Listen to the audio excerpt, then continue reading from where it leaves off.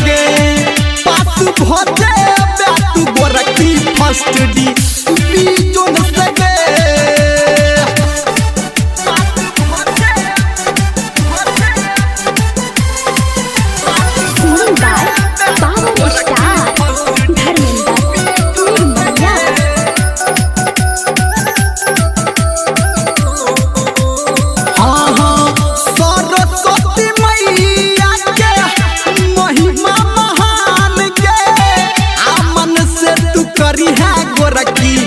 माँ के गुणगान गे पास भजबे सरस्वती मैया के महिमा महान गे आमन से तू करी है गोरखी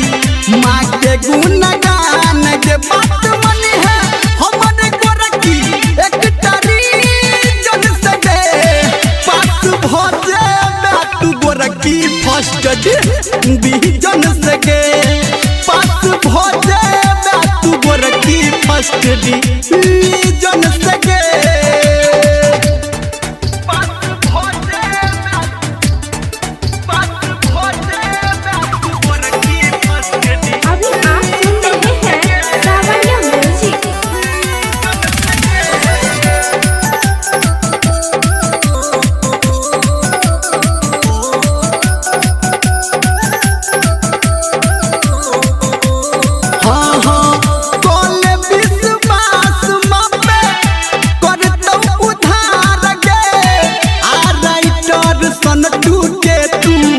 मन ही विचार गे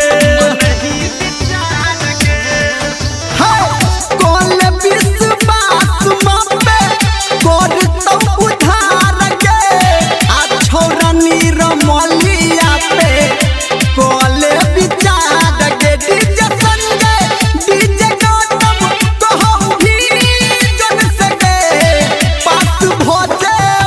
तू गोरखी फर्स्ट डिवीजन से गे पास भजे